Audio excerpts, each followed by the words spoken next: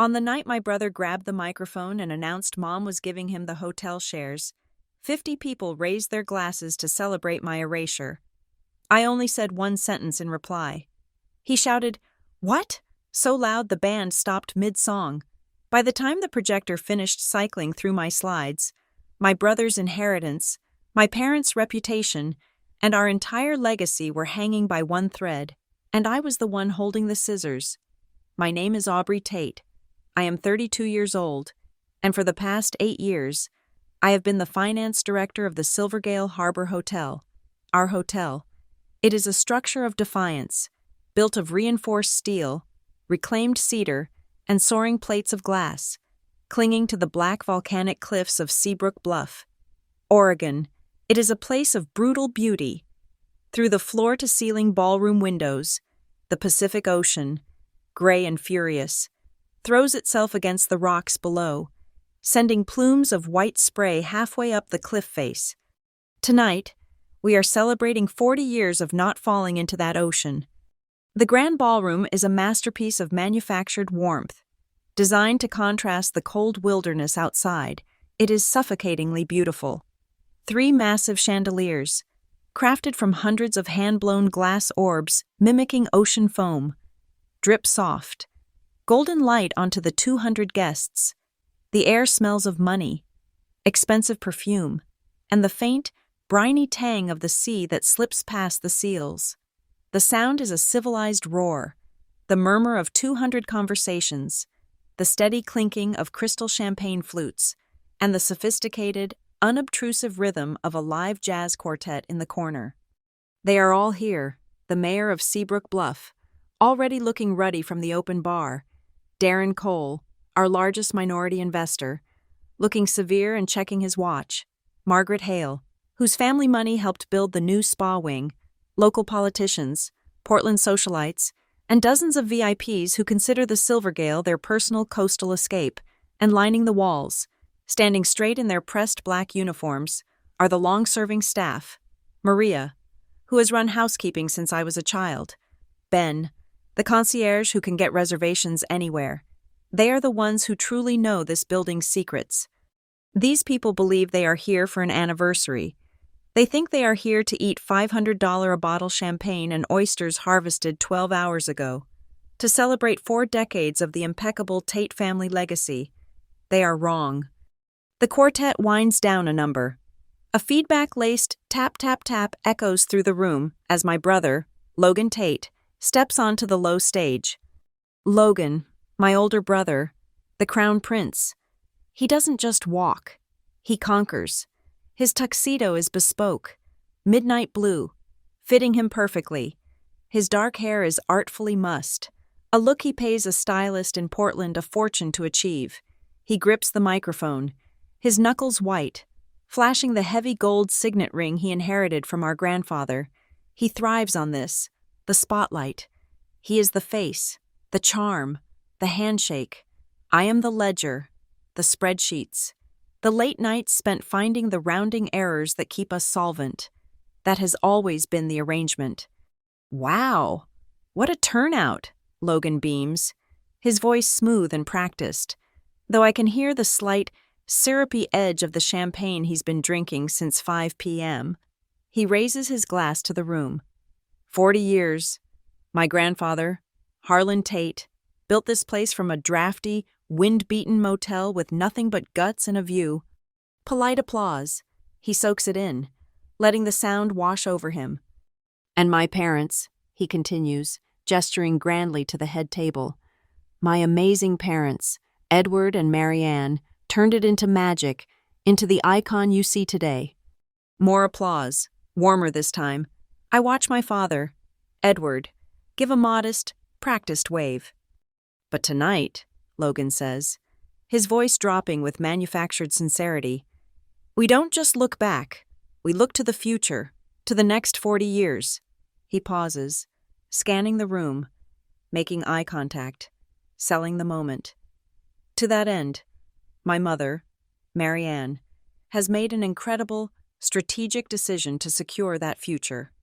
I am standing in the shadows of the back alcove, next to the massive AV console that controls the room's lights, sound, and the 40-foot LED screen currently displaying a tasteful looping video of the hotel's exterior. I am invisible back here. I am just the technician, the daughter who makes sure the presentation runs smoothly. Mom has decided it's time to formally begin the transition, Logan announces, his voice rising with excitement. She is transferring 40% of the Silvergale shares directly to me, to lead us into the next generation. The room explodes. It is not a polite ripple of acknowledgement. It is a roar. A sudden vacuum of sound followed by a tidal wave of applause, whistles, and shouts of, "Congratulations, Logan!" Dozens of people, investors, friends, the mayor, leap to their feet, raising their glasses to him, to the future. They are cheering my erasure. They are celebrating the coronation of the prince and the official, public dismissal of the daughter who, ironically, kept the lights on long enough for this party to even happen. My eyes snap to table 1, to her, my mother, Marianne Tate.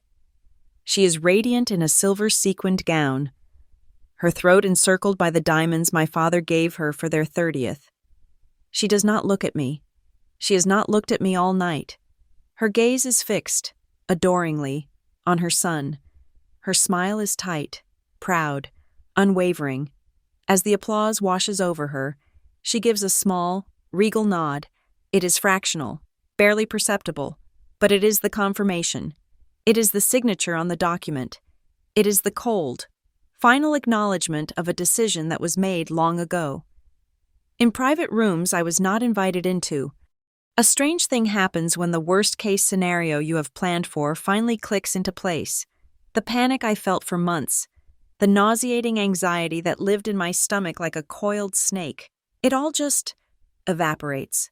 All that is left is a sharp, cold clarity. The pain is still there, a deep, dull ache behind my ribs, but it feels distant, muffled by a layer of insulating, crystalline calm. I did not want this. I begged them not to do this, but I prepared for this. My thumb rests on the small, square button of the presentation remote. It feels heavy in my palm, solid and real. On stage, Logan is basking. He lets the applause die down, his grin stretching so wide it looks painful. He is high on the adoration, drunk on the validation. "Thank you, he shouts, silencing them with a raised hand. "I want everyone to raise their glass high. To the future. To the bright future of Silvergale Harbor." He pauses, pointing the microphone at the crowd, expecting them to shout it back. But he finishes it himself, his voice vibrating with hubris. "Under my leadership." Glasses clink, people drink, they drink to my brother, they drink to the fantasy he sells them. I do not raise my glass. I do not move from the shadows. The jazz quartet is about to start playing again.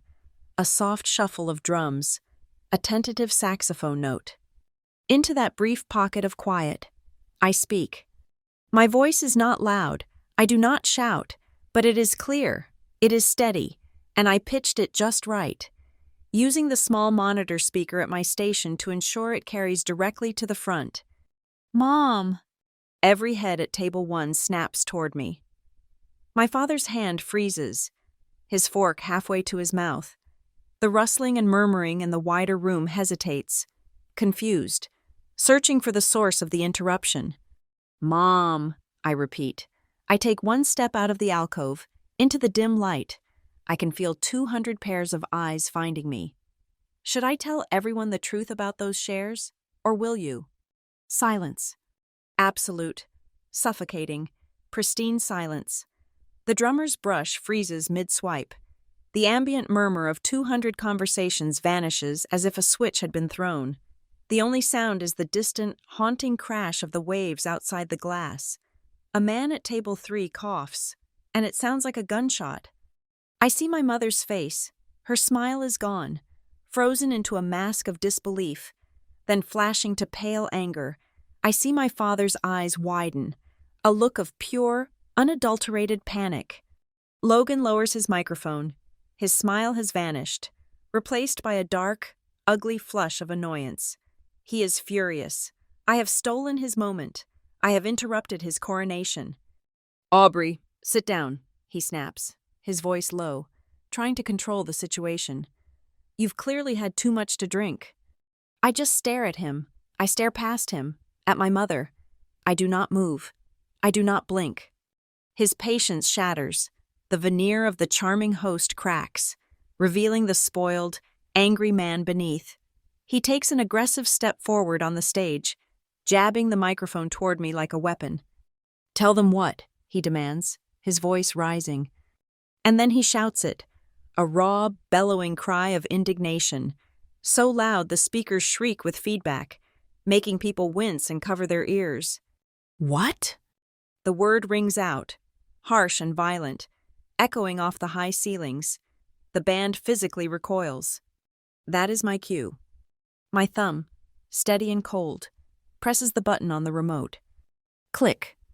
The massive 40-foot LED screen behind Logan flashes, momentarily flooding the room with blinding white light. The tasteful video of crashing waves is gone. Then the image resolves. It is not a video. It is not a photograph. It is just a single, stark slide, black, sans serif text on a sterile white background. A few simple words, and a very, very large number. A sound ripples through the room. It is not a word. It is a collective gasp, a sudden, sharp intake of breath from 200 people at once. It starts at the front tables, where the investors sit, and spreads backward. I hear a sharp shatter. A waiter near the sidebar, stunned, has dropped an entire tray of empty champagne flutes. Every guest is frozen. Margaret Hale's hand is at her throat. Darren Cole is leaning forward, his eyes narrowed, reading the text.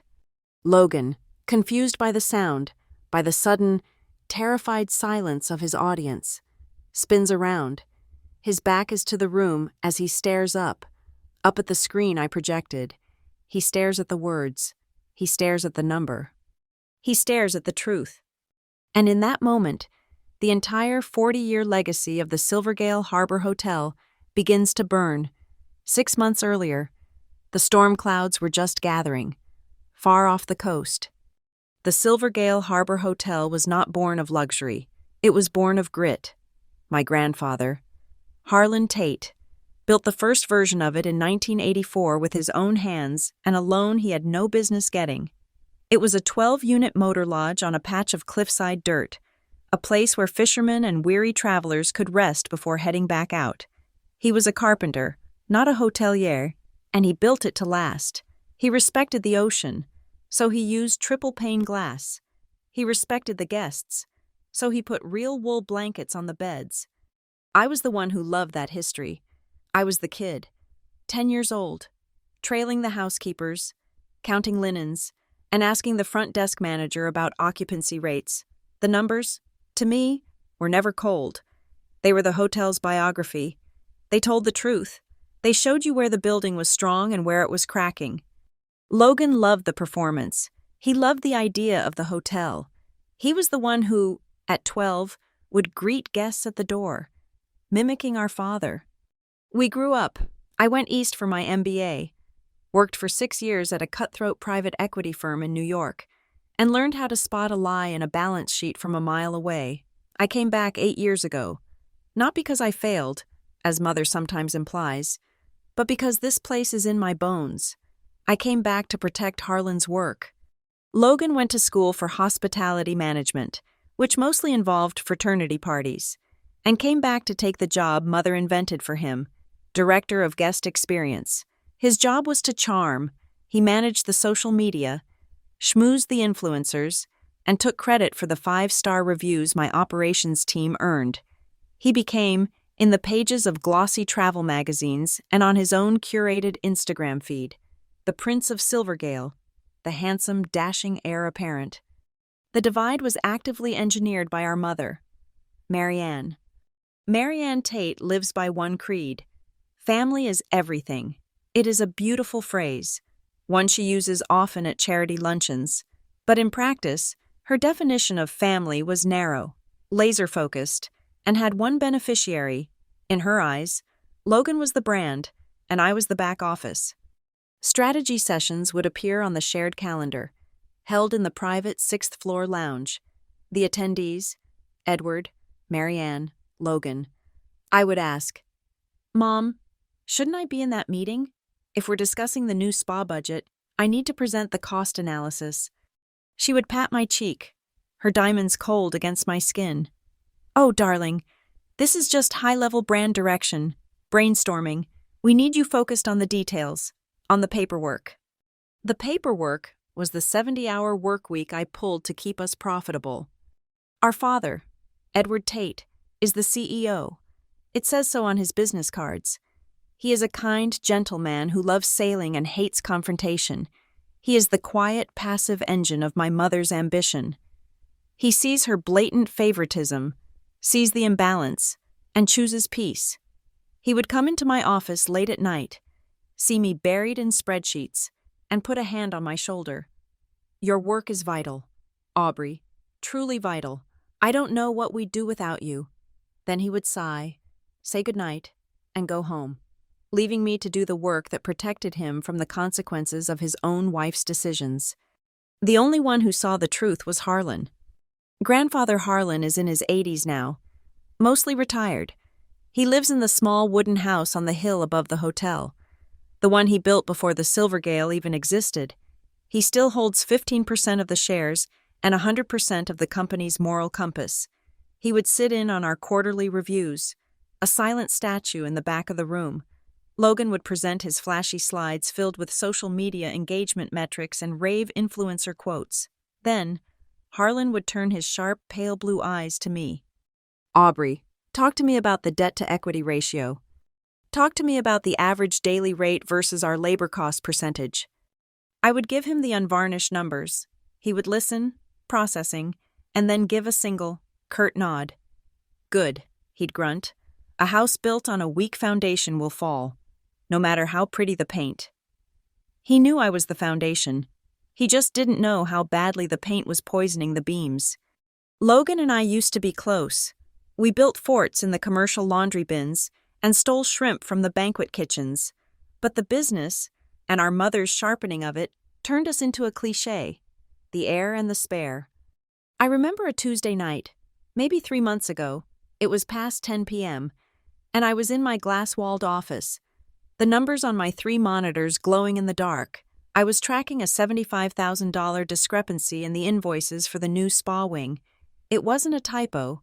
It was deliberately miscoded, routed through a vendor I'd never heard of. It smelled wrong. As I was tracing the wire transfer, I heard a roar of laughter from the terrace bar directly below my window. I looked down. There was Logan, illuminated by the terrace fire pits, holding his phone up in one hand and a glass of champagne in the other. He was surrounded by a table of VIPs, live streaming. "Happy hour with the Prince of Silvergale," he announced to his followers, his teeth flashing white. "We're treating our favorite guests to the best. Nothing but the best at Silvergale." I was upstairs saving the company $75,000. He was downstairs spending $1,000 on champagne to give it away for free, all while building his brand. I took my concerns to Mother the next morning. Not the specific invoice. I needed more proof for that. I brought her the macro trend. I had a single, clear chart. "Mom," I said, placing it on her desk, "our profit margins are down 8% year over year, but our operational costs are up 12%. Logan's new amenity packages and the complimentary champagne hours are killing our bottom line, and the renovation estimates for the new wing are ballooning." She didn't even look at the chart. She waved her hand, a gesture of elegant dismissal.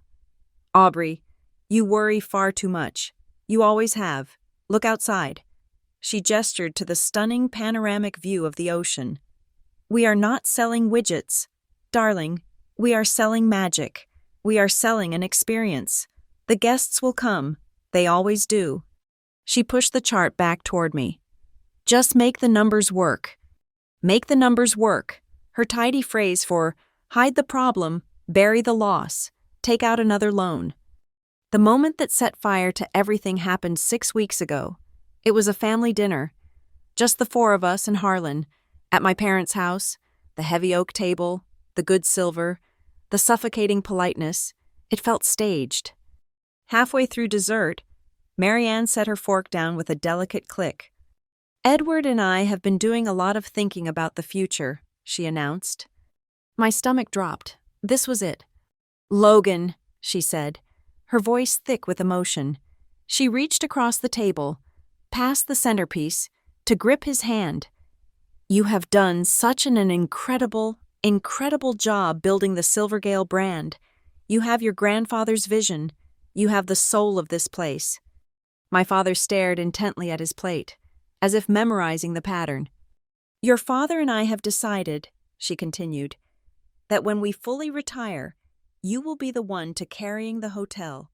You will carry the legacy." I waited. I held my breath, waiting for my name, waiting for Aunt Aubrey. "Your financial stewardship will be the bedrock of that legacy." It never came. I must have looked confused, or perhaps just pathetic, because she finally turned her gaze to me. Her smile was tight, stretched, and full of pity. "And Aubrey," she said, her voice a little too bright, "you are just so brilliant. You can do whatever you want with all those numbers. You could be a consultant, or take that fancy MBA and go back to New York. The world is your oyster, darling." There it was. He was given the mission, to carry, to take the reins. I was given the euphemism, "The world is your oyster," which was just a polite way of telling me to get lost. It was not an inheritance plan, it was an execution, a public firing, delivered with a smile, in front of my entire family. Logan beamed, the very picture of a humble, grateful son. Father traced the rim of his wineglass, silent. I looked at Grandfather Harlan. He was the only one looking at me. His face, usually weathered and kind, was granite. His eyes were not just angry, they were filled with a profound, terrible sadness. He saw the cut. He saw the precision of it. He saw the wound she had inflicted. He didn't speak, not then, but he knew. He just didn't know the half of it. I did not go home that night. I went back to the hotel. I sat in my office, in the dark, without turning on the lights.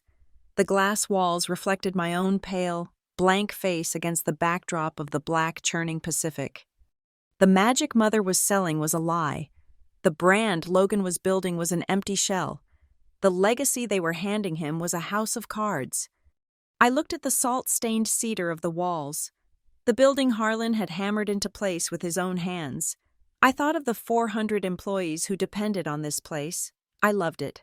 I loved the quiet hum of the servers in the basement at 3 a.m. I loved the challenge of the budgets, the victory of a profitable quarter. I loved this place more than any of them. I loved it enough to know that you do not save a drowning person by admiring their swimming trunks. I turned on my lamp. The sudden light made me wince. I pulled up the file on the $75,000 discrepancy. I was done waiting for them to see me. I was done trying to warn them.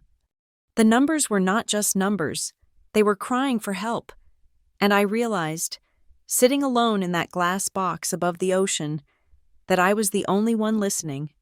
That night, after the disastrous family dinner, I didn't just sit in the dark. I started to dig.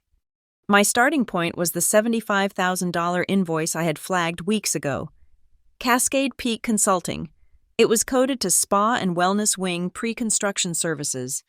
I had dismissed it at the time, assuming it was one of my father's many overpriced specialists. Now, I ran a search. Another invoice from Cascade Peak.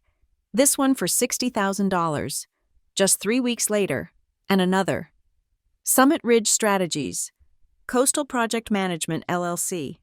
In 3 months, we had paid over $400,000 in consulting fees to 3 different companies I had never heard of. I ran corporate searches on all 3. All 3 were registered in Oregon within the last 6 months. All 3 listed the same generic registered agent service in Portland. They had no websites, no history, no professional footprint. They were ghosts. Ghosts who were getting paid very real money. My next question was obvious. Who approved this? The invoices were countersigned by my father. Edward, but the initial approval, the one that got them into the payment system, came from our CFO, Loretta Mills.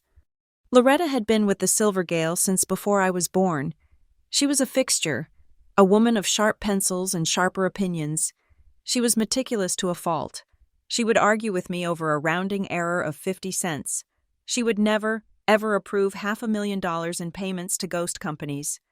I went to the internal employee directory to call her extension. Her name was gone. A cold prickle of dread ran down my spine. I accessed the HR portal. Loretta Mills, employment status, terminated, voluntary resignation, date, 4 weeks prior. She had left. Suddenly, with no farewell party, no all-staff email, no gold watch after 35 years of service. She had just vanished. This was wrong. This was deeply wrong. As finance director, I had administrative privileges over the financial servers, including the archived email accounts of former employees in my department. I found Loretta's mailbox. It was massive, a digital archive of the hotel's entire modern history. I started with simple searches: Cascade Peak, Summit Ridge, nothing. The invoices must have been discussed in person or over the phone. I broadened my search. Loan, debt, refinance. A string of emails hit my screen, all from the last 6 months. The chain was between Loretta and my father. The subject line was urgent, Ironclad Capital Partners. I had never heard of Ironclad Capital Partners. I opened the first email. It was from Loretta, her tone uncharacteristically frantic. Edward, I must formally advise against this. A mezzanine loan at this stage is reckless. The interest rate they are offering is predatory. 22% is not a loan. It's a shakedown. We cannot possibly service this debt if we have even one bad quarter. My father's reply, sent an hour later. Loretta, Marianne is insistent. We need the capital now for the spa and the new rooftop bar. The brand must expand. The bank won't extend us any more credit. This is the only way. Get it done. We will make the revenue. The bookings are looking strong. Bookings were not strong. I knew that. Bookings were flat, propped up by the heavy discounts Logan was throwing around. I scrolled down, my hand shaking. I found the final contract, the one Loretta had clearly been forced to process. It was a debt restructuring agreement with Ironclad Capital Partners. We had taken on an $8,400,000 loan. It was not a normal loan. It had covenants. It had triggers. I read the clause, my blood turning to ice. If the Silvergale failed to meet the wildly optimistic revenue targets projected in the appendix, targets I knew we would not hit, for 2 consecutive quarters, it would trigger a default. And the penalty for default was not just a higher interest rate. The penalty was that Ironclad Capital Partners would be granted the right to seize control of the hotel, not buy it, control it. My parents had bet the entire company, my grandfather's entire legacy, on a lie. Now I understood where the money for the ghost companies was coming from. It was the fresh, toxic cash from this mezzanine loan. But why? I went back to the business registries, the shell companies. I needed to know who was behind them. It took me 2 hours and a subscription to a deep dive record service, but I finally found it. The articles of incorporation for Cascade Peak Consulting and the other 2 entities were filed by a third-party lawyer, but the principal, listed on a secondary document I had to pay $100 to unseal, was not a stranger. It was a holding company, Tate Hospitality Solutions, LLC. I think I stopped breathing. I knew that name. I had seen it on a bank statement Logan accidentally left on the copy machine a year ago. I had assumed it was for some side hustle, some vanity project. I typed the name into our vendor payment system. There it was, a monthly consulting payment of $20,000, authorized by my mother, coded to brand development. He had been paying himself a secret salary for 2 years. But this was different. This was criminal. Logan had set up shell companies. He was consulting on the spa renovation.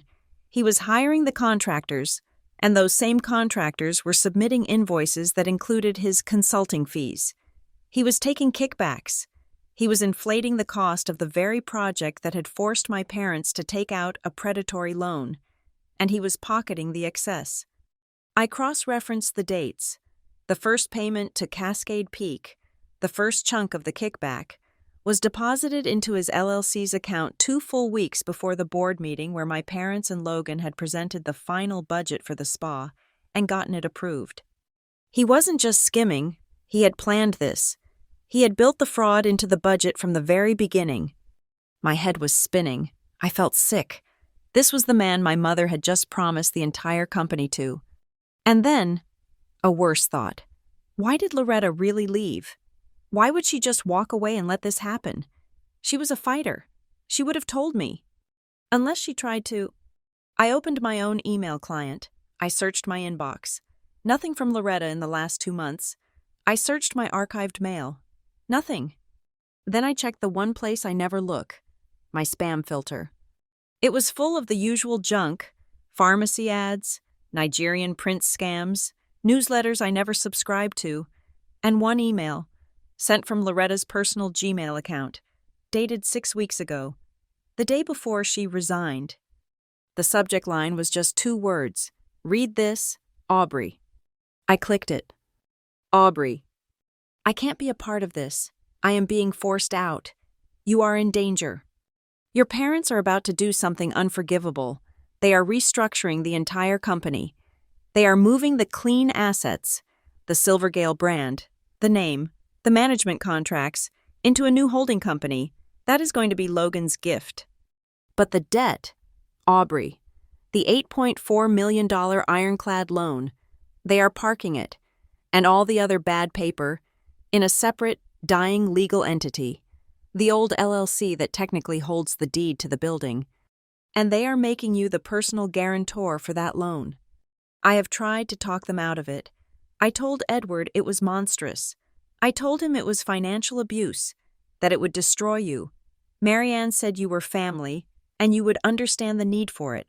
They said if I didn't get on board, I could get out. So I am getting out. I cannot watch them do this to you. I attached the draft agreement their lawyers are working on. Look at page 12. Please be careful. Do not sign anything they put in front of you, no matter what they call it. I am so sorry.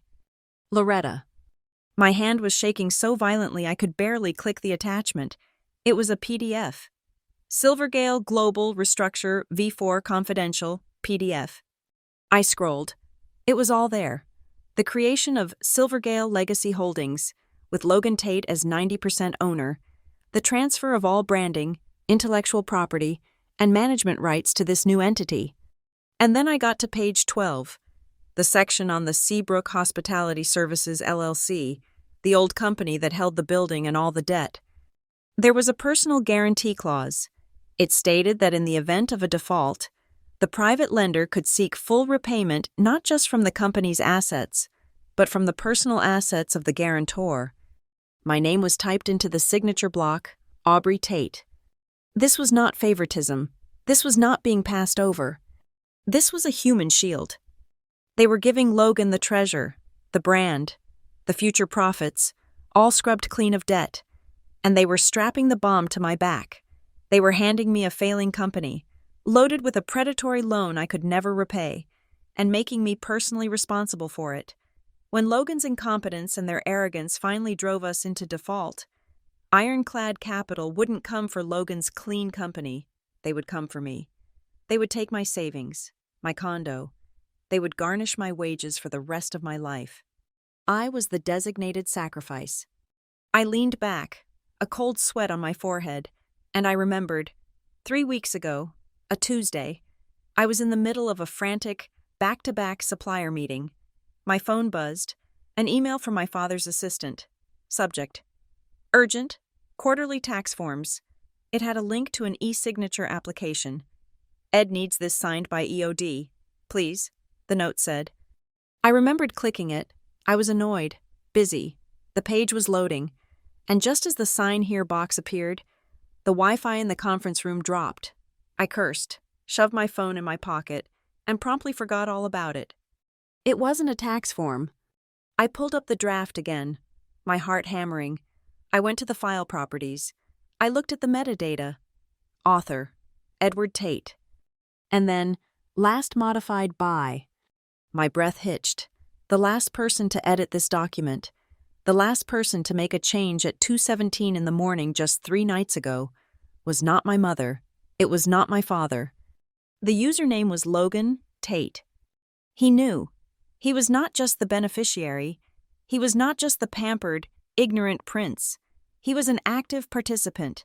He was helping my parents forge the chains they were going to put on me. I closed the laptop. The quiet click of the latch echoed in the silent office. The shaking in my hands stopped. It was replaced by something else, a cold, hard, terrifying clarity. I was not their daughter.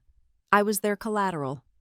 And I understood that if I continued to be silent, if I continued to be the good daughter who just did the paperwork, I would not just be erased. I would be buried alive. The next morning, I sent one email. Subject: Urgent family meeting location. Cliffside boardroom, time, 10 a.m. I didn't wait for replies. At 9:55 a.m., I walked into the boardroom. This was my least favorite room in the hotel. It was a glass box jutting out over the cliff, with a dizzying view of the churning, angry water 70 feet below. It was designed to intimidate, to make visiting negotiators feel small. Today, I was using it for that exact purpose. I placed 2 documents in the center of the gleaming 20-foot mahogany table. The first was Loretta's printed email. The second was the 112-page loan and restructure agreement. I had used a red pen to bracket page 12. The personal guarantee with my name typed neatly on the signature line. My mother, Marianne, was the first to arrive. Exactly at 10. She swept in, smelling of coffee and Chanel, a bright, strained smile plastered on her face. Aubrey, darling, what's all this? Your email sounded so dire. She saw the papers, and her smile faltered for just a fraction of a second. Good morning, Mom, I said. Please sit down. My father, Edward, followed a minute later. He looked tired. He looked like he hadn't slept. His eyes puffy, his tie already loosened. He saw the papers and his face went gray. Aubrey, he started, his voice a low rumble. This is highly sensitive material. You shouldn't have printed this. You shouldn't have written it, I replied, my voice perfectly level. I pointed to the chair. Sit down, Dad. They sat, rigid, at the head of the table. I remained standing at the far end, by the door, controlling the room. Marianne recovered first. She was a master of the emotional pivot. She leaned forward, clasping her hands on the table, her expression shifting to one of sweet maternal concern. Aubrey, sweetheart, she began, her voice dripping with the fake warmth I had come to despise. We were going to talk to you about this. Of course, this is an opportunity. It's just a banking formality, a restructuring. Your father and I have arranged everything. It's to secure all of our futures. An opportunity? I asked. An opportunity for who? For me to personally guarantee an $8.4 million predatory loan? Edward flinched. He immediately went on the defensive, his voice rising. You don't understand the market. Aubrey, you're just in the numbers. I'm out there. Interest rates are climbing. Construction costs are through the roof. We have to complete the new spa wing. We've advertised it. We've taken pre-bookings. This is the only way to get the capital. So you took on a mezzanine loan at 22%? I shot back. And you secured it by forging a personal guarantee in my name? We didn't forge, Father stammered. It was a draft. We were going to ask you. It's just a formality. The bank needs a personal signature. Ironclad Capital is not a bank, I said coldly. They are vultures, and they don't need a personal guarantee. You offered it. You offered me. I slid Loretta's email across the table. You drove out the one person who tried to talk you out of it, the one person, besides me, who actually understood our financial position. Marianne glanced at the email, her lips thinning into a white line. Loretta was disloyal. She panicked. She didn't see the big picture. Her big picture seems pretty accurate, I said. You're creating a clean company for Logan, parking all the valuable assets in it, and leaving me chained to the corpse of the old one, personally holding all the debt.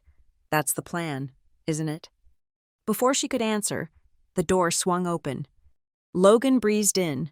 10 minutes late, a stupid, confident smirk on his face. He was wearing his favorite linen blazer, holding a latte. He clearly thought this was the meeting to finalize his coronation. Sorry, he announced, still smiling. Big call with the PR team for the party. So, what's up? Are we signing the papers for my, He stopped. He finally looked at the table. He saw the ironclad contract. He saw Loretta's email. He saw my face. The smirk dissolved. The color drained from his cheeks. Aubrey, he said, his voice suddenly wary. What is this? What have you been doing? I turned my full attention to him. Good morning, Logan. I was just asking Mom and Dad about your new side business, Cascade Peak Consulting. It's very impressive. You've managed to bill us over $400,000 in just 3 months for a spa wing that hasn't even broken ground. How did you manage that? He looked wildly from me to our parents, like a trapped animal seeking an escape route. I don't know what you're talking about. You don't? I asked, feigning surprise.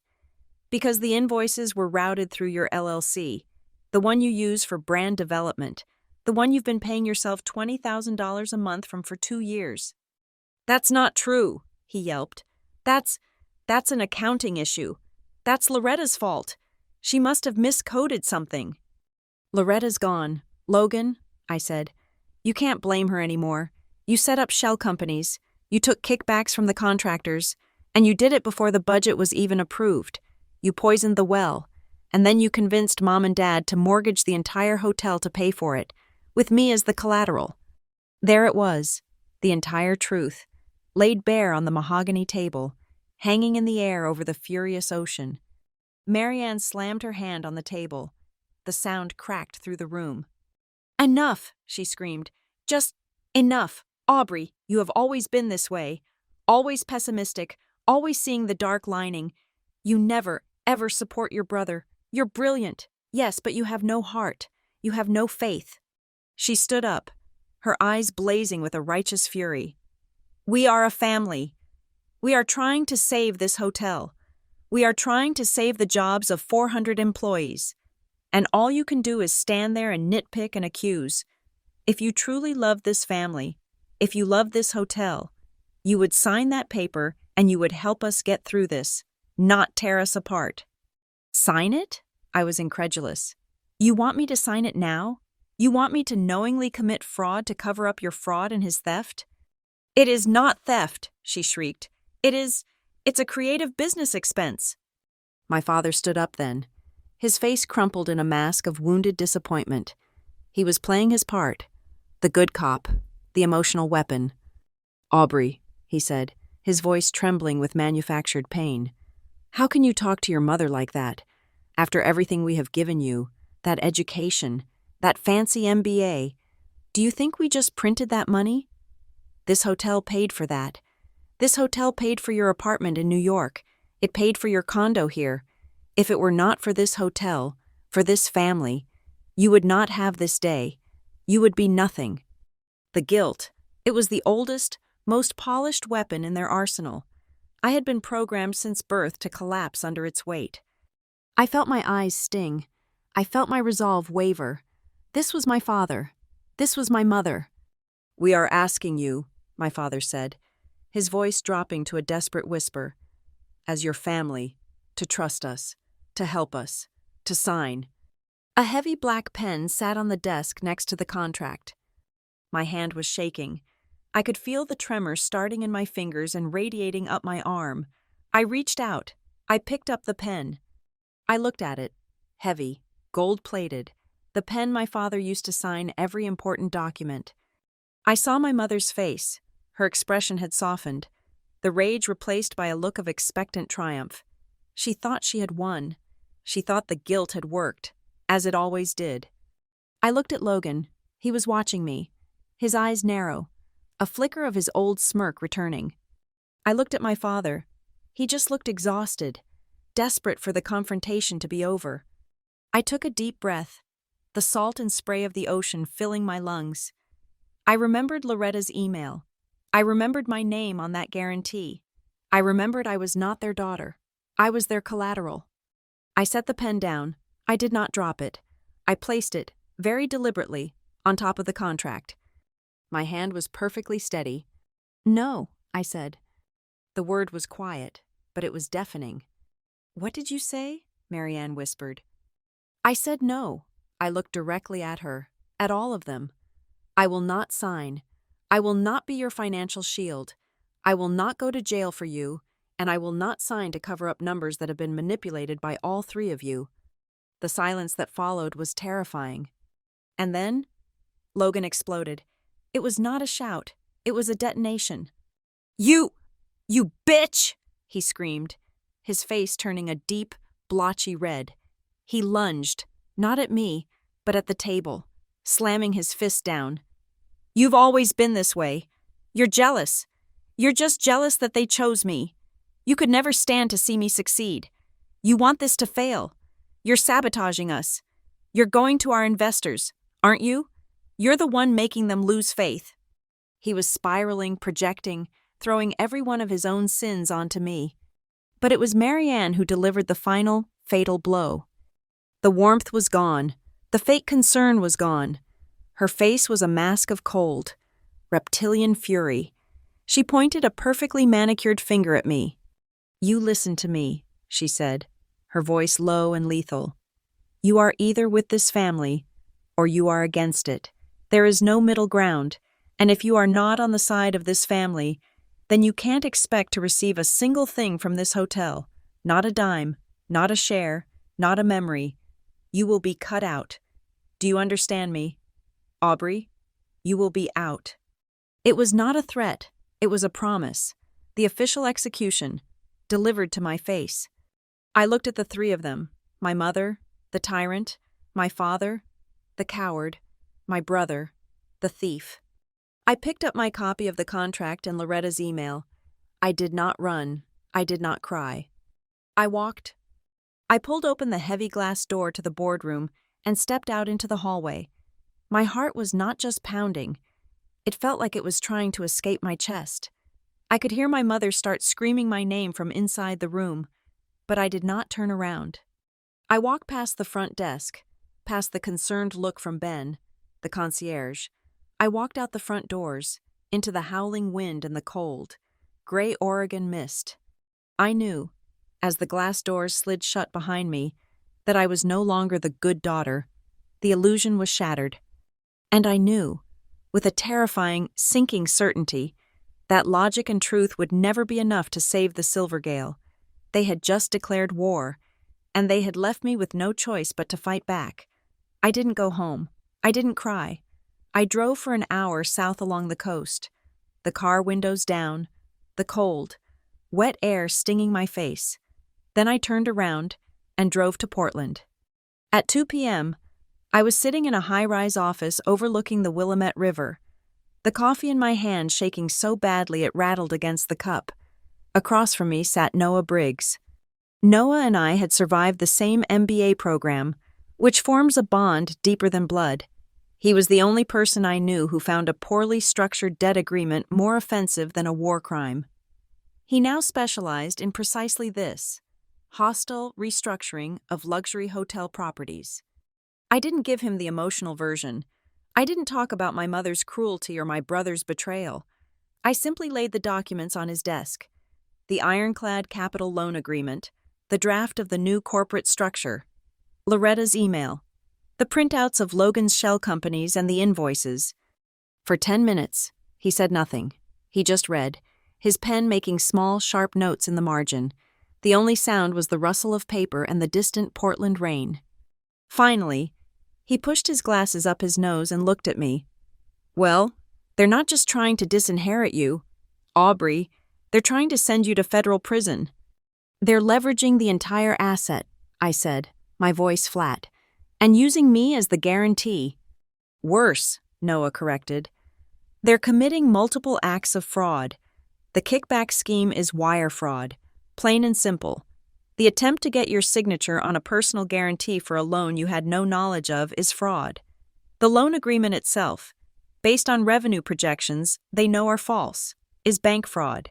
They are going to default, and Ironclad Capital will scalp this hotel for parts, and you'll be the one left holding the bag for the $8.4 million. He stood up and began to pace. Okay, wargaming this. They've collateralized everything. The land, the building, the brand. The Ironclad loan is a second position, but it's got a nasty default trigger. Your parents have pledged everything. Almost everything, I said, thinking. There's one piece they don't control.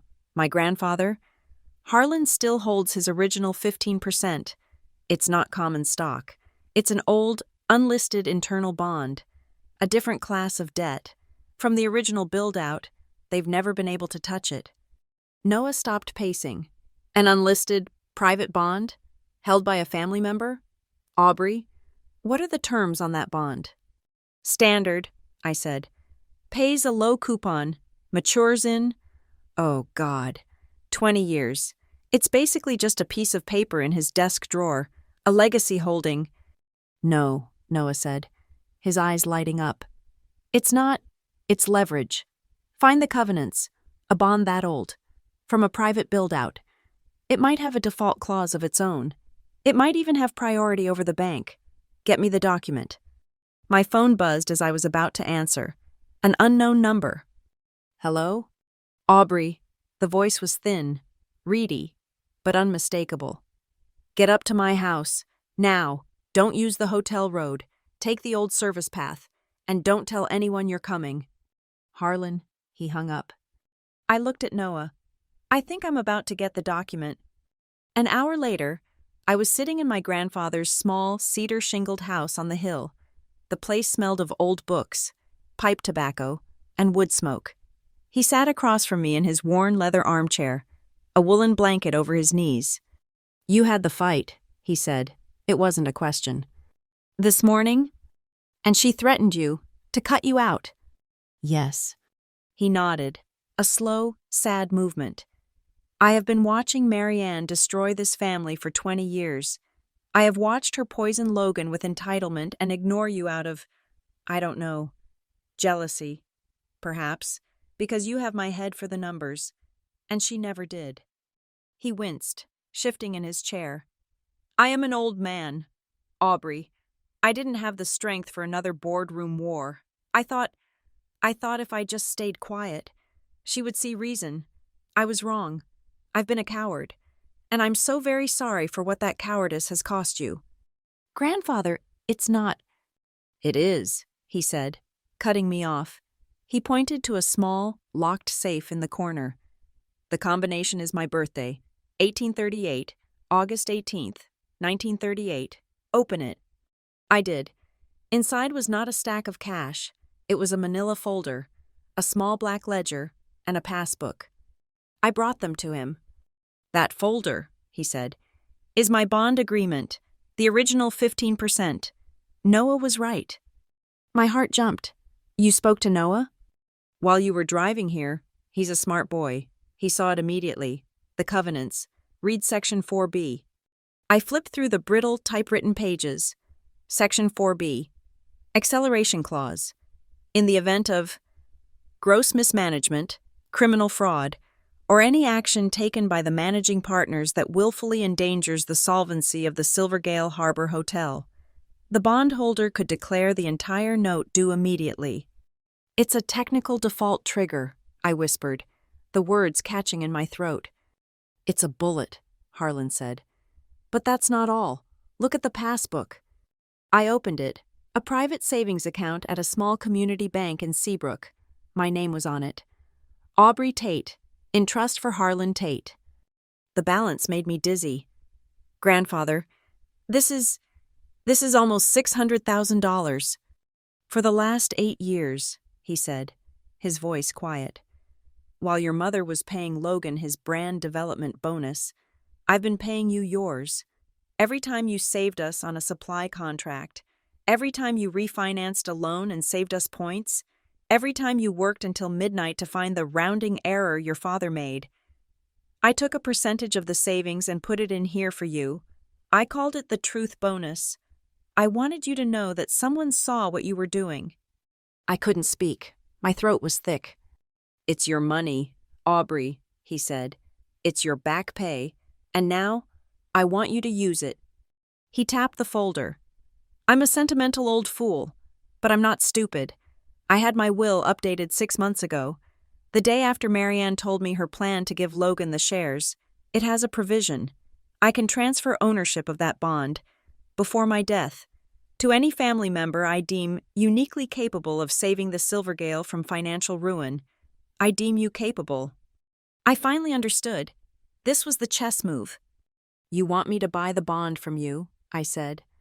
"I want you to use your own money, which you earned by protecting that hotel, to buy the one weapon that can save it.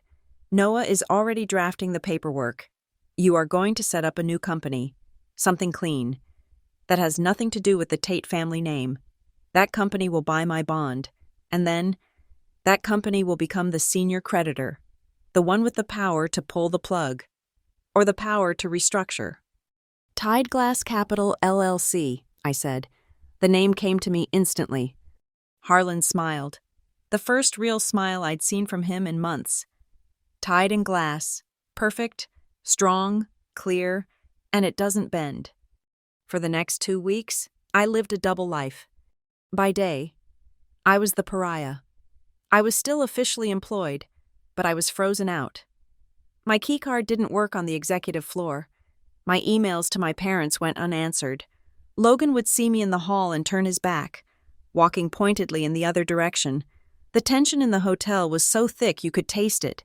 Staff would give me worried, sympathetic looks, but no one dared talk to me. The 40th anniversary party was being planned around me, as if I didn't exist.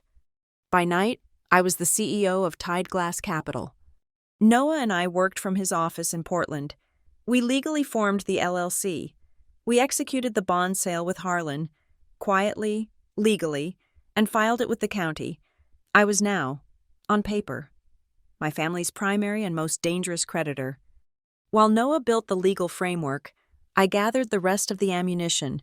I still had my admin access to the financial servers. They hadn't thought to cut that. They only saw me as a finance girl, not a threat. I downloaded everything. The emails from Logan to the contractors, the ones where he explicitly directed them to add 20% for Cascade Peak on the invoices. The original, unaltered minutes from the board meetings, before my mother had the CFO adjust the revenue projections. I found the server logs showing the exact timestamps of the financial manipulations. I found the wire transfer records from our operating account to Logan's LLC. I found the real booking numbers, which showed we were trending toward a catastrophic default on the ironclad loan within 60 days. I put it all onto a single, encrypted, high-capacity USB drive, a silver stick of dynamite. The plan Noah and I devised was simple. It was brutal. "They are going to lie," Noah said, our last night in his office. "At that party, in front of their investors, they are going to stand up and sell the lie. They will announce Logan as the new heir. They will talk about the bright future. They will not mention the $8.4 million loan. They will not mention the default. They will not mention your brother's theft. That lie, told in public, to their partners and investors, is the gross mismanagement in your bond agreement. That is your trigger." "So I stand up and stop them?" "You let them do it," Noah said. "You let them hang themselves with their own rope. You let them announce the share transfer, and then you introduce yourself as the representative of Tide Glass Capital.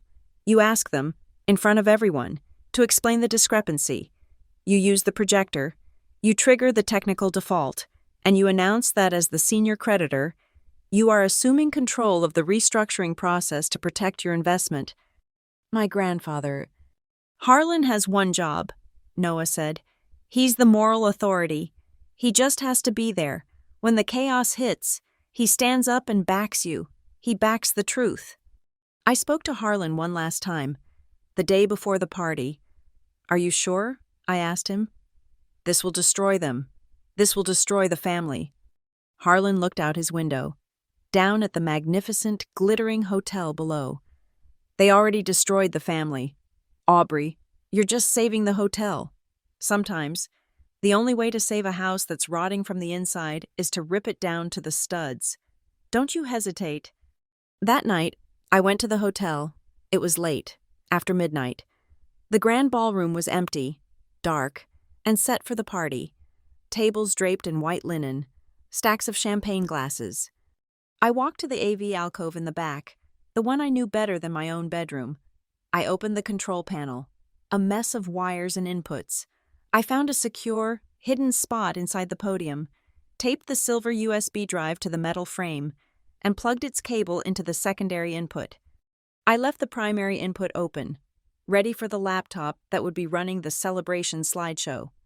I stood there for a long time, my hand on the podium. I was no longer the victim. I was no longer the good daughter begging to be seen. I was the only person in the world who knew the entire truth. I was the only one who saw the whole board. I looked out at the 200 empty chairs, each one representing a person my family was about to lie to. I looked at the massive, blank 40-foot screen, my screen, and I waited for the party to begin. The week leading up to the 40th anniversary was a master class in cognitive dissonance. The hotel was humming, not with excitement, but with a low, anxious thrum. You could feel it in the hallways, in the way the housekeepers huddled by the linen carts, their voices dropping to whispers when I walked by. The kitchen staff, usually loud and boisterous, was quiet. The rumors had started. Did you hear we took on new partners? I heard we got a secret investment. No, a busboy muttered in the employee canteen, not realizing I was behind him. I heard we took on a bad loan, a really bad one. They knew something was wrong. They could smell the fear coming off the executive floor. Logan, completely oblivious, or perhaps just sociopathically indifferent, was pouring gasoline on the fire. His Instagram was a non-stop performance. He posted a stylized, black-and-white photo of himself looking thoughtfully over the ocean, his signet ring prominent on his hand. The caption, "So humbled to be part of this 40-year legacy. Big things are coming. Cannot wait to share the big announcement at our anniversary gala on Saturday. The future of Silvergale is brighter than ever. Blessed heir Silvergale future." His arrogance was my confirmation. He was going to do it. He was going to stand on that stage, in front of everyone, and accept the crown. It solidified my resolve. The party was the place, the public lie was the trigger. Then, on Tuesday, 3 days before the gala, my personal cell phone rang. It was a number I didn't recognize. Aubrey Tate. Aubrey, it's Riley Vaughn. My stomach tightened. Riley Vaughn was a small, savvy investor from Seattle. She owned about 2%. Inherited from her father. She was sharp. "Hi, Riley. What's on your mind?" "My mind," she said, her voice crisp and all business, "is on the quarterly report you sent out. Or rather, the one your mother's office sent out. It's creative. It lists third quarter occupancy at 82%. I was at the hotel twice in August, and once in September. That place was a ghost town. I've been pulling my own data from the booking portal, and I can't get my occupancy numbers higher than 65-68%. So, I'll ask you directly, because I've always trusted you. Is that 82% number real?" I hesitated. It was a direct question. A lie to her was a new, fresh crime. "Riley," I said, choosing my words with care, "you are right to be concerned. The numbers in that report do not reflect the operational reality that I am tracking." There was a sharp intake of breath on the other end. I knew it. What is going on? Aubrey, are we in trouble?" "Yes," I said. "We are. I can't say more over the phone, but I am handling it." "Handling it how? By letting your mother and brother lie to the rest of us? I'm a small fish, Aubrey, but that 2% is my son's college fund." She hung up. The call was like a slap in the face. This wasn't just about my wounded pride. It wasn't just about my inheritance. It was about Riley. It was about Ben the concierge and Maria the housekeeper. It was about every person who had their college funds, their livelihoods, their retirement, tied to this place, while my brother was siphoning off money for his kickbacks. My responsibility was no longer to my family, it was to the truth. It was to them. 2 days later, the email blast went out from my father's assistant. Mandatory urgent. Board and investors call. Tomorrow, 9 a.m. My mother was trying to do damage control, to get ahead of the rumors. I logged into the Zoom call from my condo. The screen filled with the faces of our key investors, Darren Cole, Margaret Hale, Riley Vaughn, and a dozen others. And my family, arrayed in the cliffside boardroom, Mom, Dad, and Logan, sitting side by side, a united front. "Thank you all for joining," Marianne began, her voice radiating calm and control. "We know there have been some whispers about the hotel's finances. Given the soft travel market, we want to be proactively transparent. This, I thought, was going to be rich. To that end, we have a very simple agenda for today. We are announcing a strategic transfer of shares to solidify the hotel's future leadership. As you all know, Logan has done a phenomenal job." She was going to do it right now, on a Zoom call. I unmuted my microphone. "Mom, excuse me, I'd like to amend the agenda." All their heads swiveled to the camera. I could see my own face, small and cold, on their monitor. "Aubrey," Marianne said, her smile not wavering, though her eyes turned to ice. "This is not the time. We are on the agenda item." "I move to add an emergency agenda item," I said, my voice firm, "to discuss the $8.4 million mezzanine loan from Ironclad Capital, the associated breach of our revenue covenants, and the $400,000 in fraudulent invoices paid to Cascade Peak Consulting, an LLC owned by Logan Tate." You could have heard a pin drop. Riley Vaughn's jaw was on the floor. Darren Cole leaned into his camera. His eyes narrowed. Logan turned a shade of purple I had never seen. "She's lying. This is insane. She's obstructing." "Aubrey, you are out of order," my father barked, pounding a fist on the table. "This is exactly the kind of panicked, unhelpful behavior I was talking about," Marianne said smoothly, addressing the investors, dismissing me like a hysterical child. She is not well. She is upset about some internal family matters. We will not be panicked by these wild accusations. We are moving forward with the vote to approve the share transfer." And just like that, they voted. The investors, confused, rattled, and spooked, abstained. But my parents and Logan held the majority. The motion passed. "Thank you, everyone," Marianne said, closing the call. "We will see you all at the gala on Saturday, where we will celebrate this new, strong future." The call ended. The screen went black. They had done it. They had formally, in a board meeting, approved the transfer of clean shares to Logan, while actively, publicly refusing to discuss the debt. They had no idea they had just armed me. They had just given me the final, legal justification I needed. That afternoon, as if to celebrate, Logan's girlfriend, Eden, posted the picture. It was her hand, a truly obnoxious 4-carat diamond on her finger, held up against the backdrop of the Silvergale lobby. The caption, "He asked. I said yes. I am so excited to marry the man of my dreams and build our future together. The future of Silvergale is in our hands, and I can't wait." The future of Silvergale. She had no idea how accurate she was. She was marrying into a volcano, and she was celebrating the view. The final piece clicked into place the next morning. Friday, the day before the party. A series of automated, high-priority emails landed in my inbox. They were from the primary bank, our real bank, not Ironclad. Warning, covenant review. Notification. Revenue target miss, Q3. Urgent. Request for senior management meeting. The bank's automated systems had finally registered the disaster. The numbers I'd been watching for months. We were officially, technically, in breach. The bank knew. It was only a matter of time before they called the loan, or worse, before they discovered the second, predatory loan they knew nothing about. The clock was no longer ticking. It was midnight. I called Noah. "They did it," I said. "They approved the transfer. They ignored the debt, and the bank is officially sending breach notices." "Good," Noah said. "They just built our gallows for us. Now we just have to let them walk up the steps." "The party is tomorrow night. Noah, they're going to announce it publicly." "I know. And that's what we've been waiting for. We don't act first. We don't send an email. We let them do it. We let Marianne and Logan get on that stage.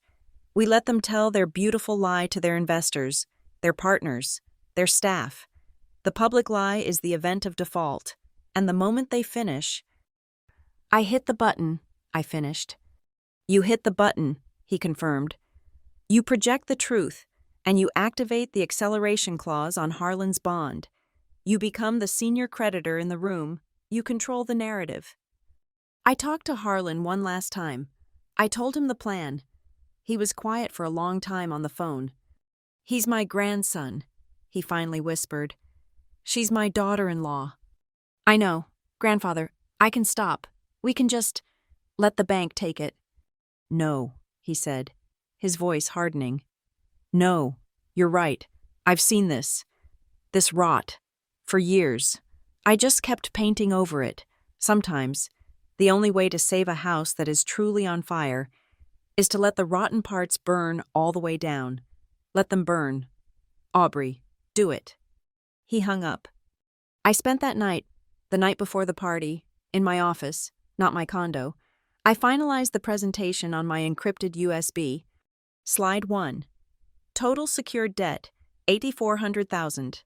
Slide 2. Source, Ironclad Capital Partners. Interest rate, 22%. Slide 3. Covenant, default on revenue, miss. Status, in default. Slide 4. Fraudulent invoices, $415,000. Slide 5. Beneficiary, Cascade Peak Consulting, LLC. Slide 6. LLC, owner, Logan Tate. Slide 7. The text of the guarantee, with my name. I made one final slide. It was simple. It just had a name and a logo I had designed myself. Tide Glass Capital, LLC, the senior secured creditor. I decided to keep that one in my back pocket. The ace, I would show them the debt. I would show them the fraud. And only when they were truly, completely broken, would I show them who owned them. At 2 a.m., I walked into the grand ballroom. It was silent. The tables were set. The stage was lit with a single, dim ghost light. I walked to the AV alcove. I powered on the 40-foot LED screen. I plugged my USB into the secondary port, the one hidden in the podium. I brought up slide 1, the number, 8,400,000, filled the enormous screen, glowing stark and white in the darkness. I stood there, alone in the center of the vast, empty room, my face illuminated by the number that would end my family. I had no other choice. There was no road back. The ballroom was humming. It was a beautiful, terrible sound. From my alcove in the back, the scene played out like a silent movie, a pantomime of success. 200 smiling faces, bathed in the soft, expensive gold of the chandeliers. Waiters in crisp white jackets wove through the tables, their silver trays catching the light. Champagne flutes rising and falling like a tide. The jazz quartet was in a perfect groove, the saxophone player hitting a smooth, lazy melody. It was the sound of money, comfort, and profound, blissful ignorance. No one knew they were dining in a mausoleum. No one knew they were toasting a ghost. Then, the quartet faded. A spotlight hit the low stage, and my brother, Logan Tate, stepped into it. He owned the light. He raised his hands, silencing the polite applause. He looked dashing. He looked like the future. Beside him, in a shimmering silver gown that matched her hair, was my mother. She was not just smiling, she was glowing. Her hand tucked possessively into the crook of his arm, presenting him, a queen presenting her king. My father was at the head table, beaming, raising his glass to his son before a single word was spoken. "Welcome," Logan's voice boomed, rich and confident. "Welcome to 40 years of Silvergale." The room applauded. Logan drank it in, letting the sound swell and die before he spoke again. 40 years, he repeated, his voice dropping into a register of manufactured sincerity. My grandfather built the foundation. My parents built the icon. He paused, turning to gesture to Marianne. And tonight, we begin the future. I watched my mother. She looked only at Logan. Her eyes were filled with a terrifying, absolute adoration that had no room for anyone else. Certainly not for the daughter standing 30 yards away in the dark. She was the architect of this moment. To that end, Logan continued, his voice rising, my mother, on behalf of the board, has made a monumental decision to secure our legacy. Tonight, I am humbled, truly humbled, to announce the official transfer of 40% of Silvergale Harbor Hotel's shares to me. He paused, letting the words hang. He had, of course, completely omitted my name, omitted my existence. The applause that followed was a thunderclap. It was instantaneous and deafening. Darren Cole, our biggest investor, was on his feet. The mayor was on his feet. They were cheering. They were whistling. They were raising their glasses to celebrate my execution. Logan's face was a mask of pure, ecstatic hubris. He was the Sun King, and this was his court. We are going to take this hotel, he shouted over the noise, and we are going to make it more than just a hotel. We are going to make it the icon of the Pacific Northwest, a symbol of luxury, of vision, of success. More applause, more cheers. I stood by the AV console, the small black plastic remote feeling heavy and cold in my hand. I watched him. I watched this stranger, this man who had once been my brother, tell a profound, beautiful lie about the life I had spent 8 years trying to save.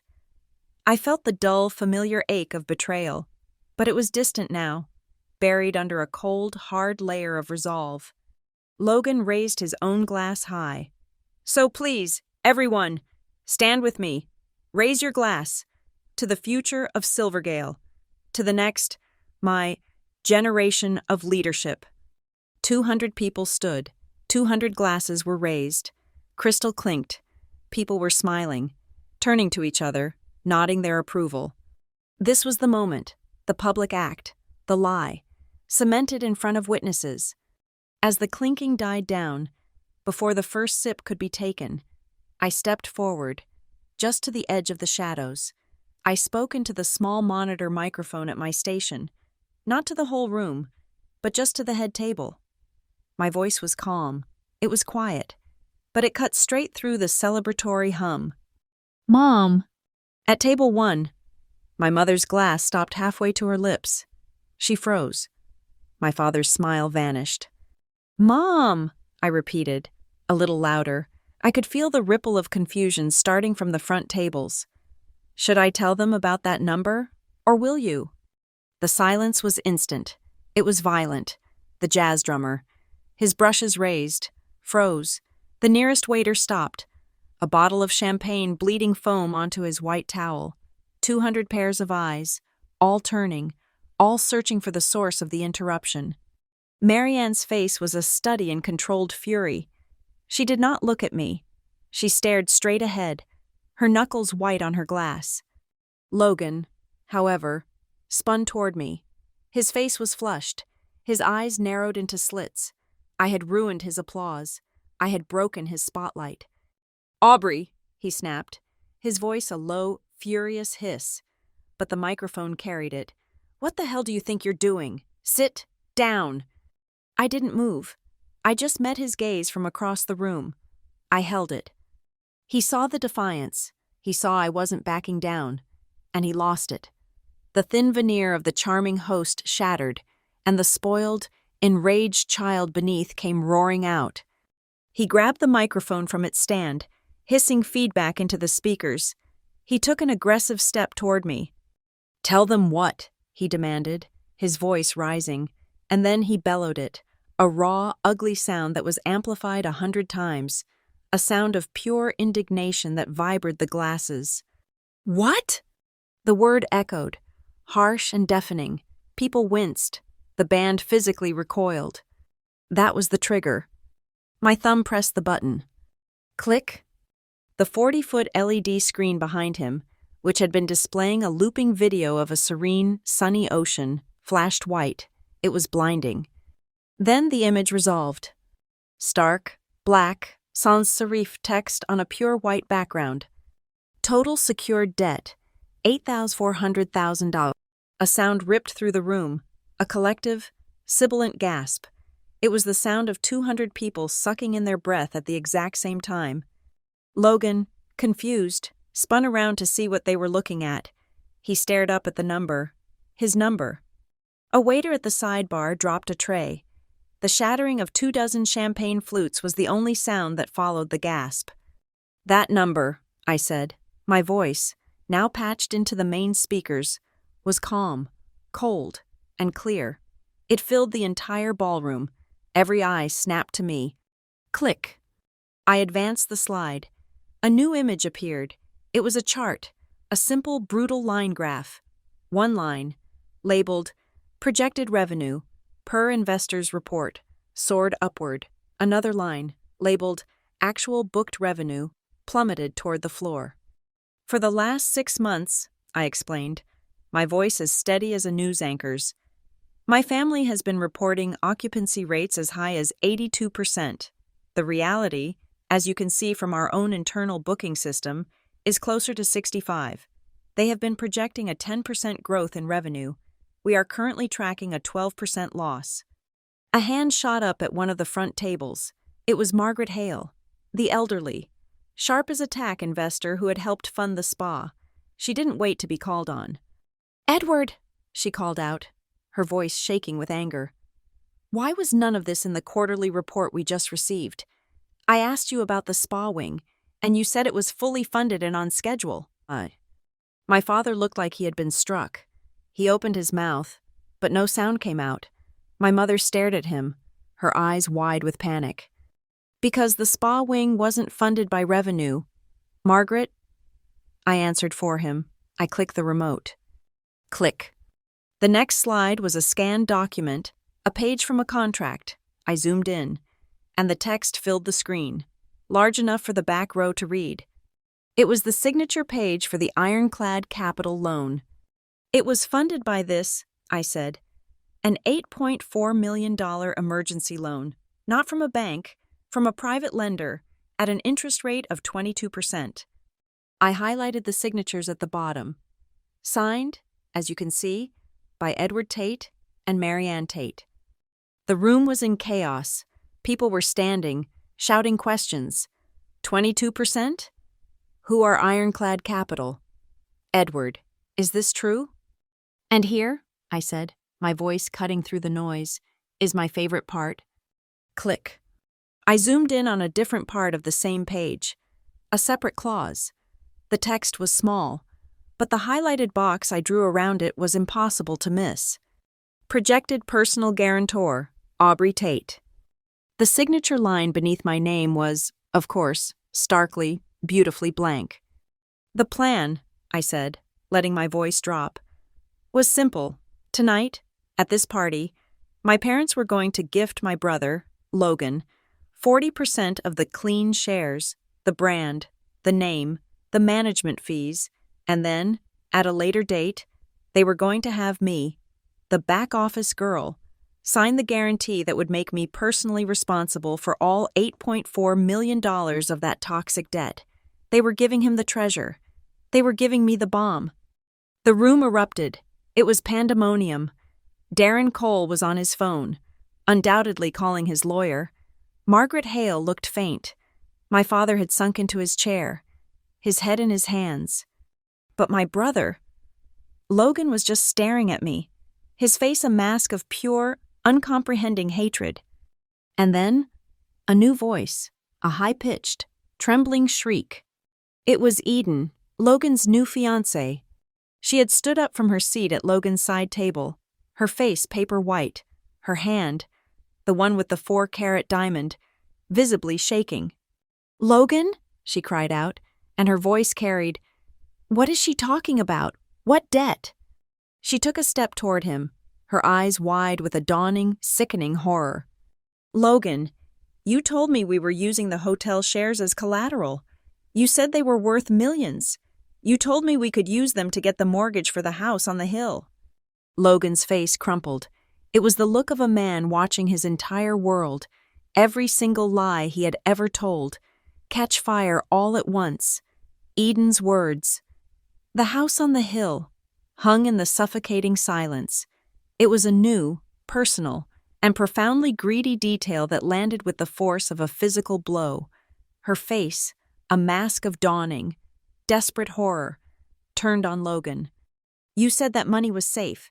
You said it was our future. Eden, please, just listen to me, Logan pleaded, finally forgetting the audience, his voice a desperate, amplified wheedle. It's just numbers, baby. It's complicated. Complicated? She shrieked. She ripped the heavy linen napkin from her lap and threw it down. It landed with a wet, final thwack on her untouched plate. I am not carrying $8 million of debt with you. Logan, I am not complicating my life with this. We are done. She turned and fled. It was not a graceful exit. It was a raw, panicked bolt. Her silver stiletto heels punctured the thick, custom-woven carpet with angry, frantic thuds until she hit the marble of the lobby, and then the sound changed, echoing through the ballroom, sharp, clear, and final, like a judge's gavel. Click, clack, click, clack, click, clack. Eden, wait! Logan shouted, his mind finally catching up. He dropped the microphone. It hit the stage with a heavy thump, and the speakers screamed, a deafening, high-pitched wail of feedback that made everyone clap their hands over their ears. He didn't care. He leaped off the stage, stumbling, and sprinted through the crowd, shoving a waiter aside. Eden! It's not like that. It's not real. Eden! His voice, pathetic and hollow, echoed back from the lobby. The entire room, 200 guests, turned from the screen to the doorway, watching the prince flee his own coronation. I saw them, a sea of stunned faces, and then the blue-white glow of cell phones rising. Dozens of them, all recording. They were capturing the humiliation, the dropped mic, the fleeing fiancé. They were documenting the precise, real-time implosion of the Tate family legacy. The room descended into chaos. The civilized murmur was gone, replaced by a roar of angry, fearful, excited voices. People were on their feet, shouting questions at my father, who sat frozen, his face the color of ash. Then, a new sound, thump. It was the resonant crack of oak on hardwood. Thump, thump. My grandfather, Harlan Tate, was pushing himself up from his chair. He was 82, and his hands trembled, but he got to his feet. He gripped his heavy wooden cane and, with a strength I hadn't seen in years, slammed the base of it onto the floor. Thump! The sound was elemental. It was the sound of the man who had built the beams and hammered the nails. It cut through the panic. The room quieted. Harlan's pale blue eyes, watery with age and fury, were fixed on my father. Edward, his voice was not loud. It was a low, rough rasp, but it was amplified by the stunned silence. You gave me your word. You gave me your word. He turned his gaze on my mother, who had her hands clasped to her mouth, her eyes wide with terror. And you, Marianne, I watched you. I watched you poison him. I watched you build this house of lies, all to prop up a fantasy. Harlan, please, sit down, my mother whispered, rushing to his side, trying to put a comforting hand on his arm. You're upset. You're overwrought. You don't understand the complexities of the current. I understand this, he roared, shaking her hand off with a surprising, violent shrug. He raised his cane and pointed it, the carved wooden tip trembling, at the $8,400,000 number on the screen. I built this hotel. I built it with my own 2 hands from a 12-room fishing motel with a leaky roof and an honest ledger. And you have desecrated it. You have turned my life's work into a shell. a vehicle for theft, to protect that boy. His cane swung and pointed to the empty doorway where Logan had vanished. Harlan's condemnation broke the spell. The room's civilized veneer shattered completely. "That is it!" shouted Darren Cole. He was on his feet, jabbing a finger not at me, but at my father. "I am finished. Edward, if I do not have a full, independent, and honest audit of this ironclad entity, and a full accounting of this covenant breach on my desk by 9 a.m. tomorrow, I am triggering the dissolution clause in my partnership agreement, and I am personally calling the bank. I am calling the regulators. We are done." Marianne, her face white, seeing her entire social and financial world turning to ash, scrambled toward the stage. She was in full damage control mode, but she was visibly, pathetically panicking. She fumbled for the microphone Logan had dropped, but it was dead. She had to shout over the din. "Everyone, please, calm down." Her voice was a shrill, cracking plea. It was the voice of a woman who had never, in her life, not been in control. "This is a terrible misunderstanding. It's a temporary problem.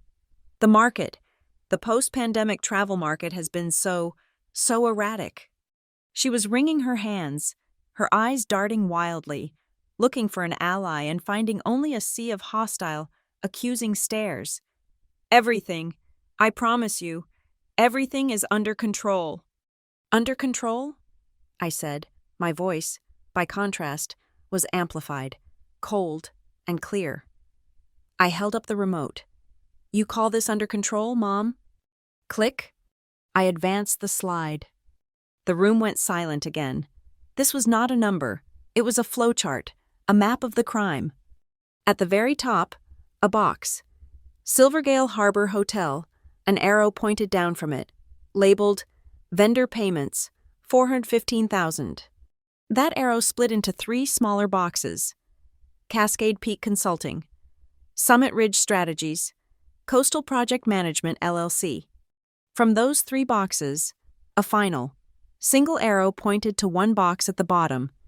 Beneficiary, LLC, Tate Hospitality Solutions. And under that, in 30-point, bold font, sole proprietor, Logan Tate. The air was sucked out of the room. The whispers were sharp, venomous. My God. He was stealing kickbacks. The entire spa wing was a kickback scheme. That child, Margaret Hale hissed, her voice trembling with rage. He was stealing from us. The noise was not just from the investors. Near the service entrance, I saw Maria, our head of housekeeping for 3 decades, her hand over her mouth. She burst into tears, a ragged, terrified sob. She grabbed the arm of Ben, the concierge, who looked stunned. "Ben, what does this mean?" she cried, her voice carrying in the chaos. "The debt, the stealing, Ms. Tate, Ms. Aubrey," she called out to me, her face a crumpled mask of fear. "Are we going to get paid? Is our payroll? Is my check on Friday good? Do we still have jobs?" That question, her raw fear, cut deeper than all the investors' anger. Before I could answer, my mother's cell phone, abandoned on the podium, began to ring. It was a loud, jarring, classical ringtone that seemed to shriek in the tense air. The screen lit up. First National Bank, legal debt. Marianne stared at it as if it were a snake. As it rang, a text message flashed across the locked screen from a different number. "Call me now, ironclad." Her hand shot out, not to answer, but to mash the silence button.